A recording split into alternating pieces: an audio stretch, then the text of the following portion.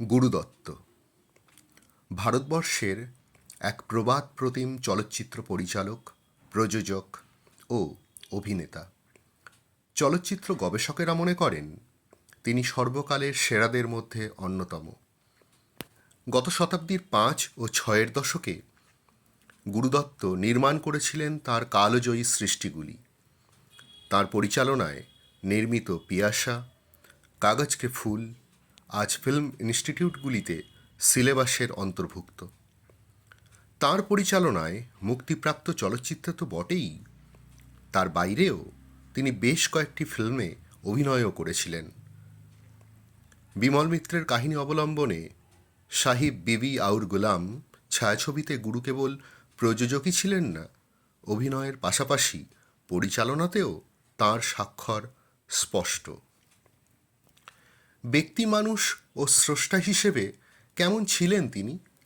এক কথায় বললে তিনি ছিলেন প্রোফাউন্ডলি সেন্সিটিভ, ইন্ট্রোস্পেকটিভ অ্যান্ড ক্রিয়েটিভ জিনিয়াস।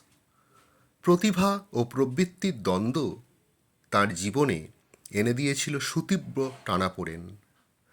দুর্ভাগ্যের বিষয় এই যে প্রবৃত্তিই জিতেছিল।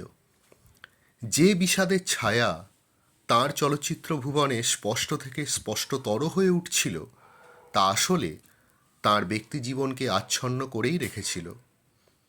কিন্তু মানব জীবনের তিমির স্পর্শ করে ঘনিষ্ঠ জনেদেরও। দুঃখের এই যে গীতা দত্তের মতো অবিস্মরণীয় প্রতিভাও সেই বিষাদের চোরাবালিতে তলিয়ে গেলেন।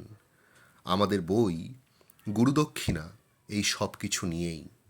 ওয়াহিদার সাথে তার সম্পর্ক, রসায়ন ও তাঁর বন্ধুবৃত্ত, গুরুর কলকাতা শহরের সাথে সম্পর্ক, তাঁর চলচ্চিত্রের আলোচনা ও যন্ত্রণা দীর্ণ শিল্পী সত্তা, সবটুকুই আমরা ধরতে চেয়েছি স্বল্প পরিসরে, আমাদের সীমিত সাধ্যে।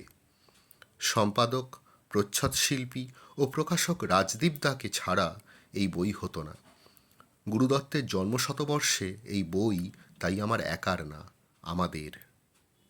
বইমেলা চলছে।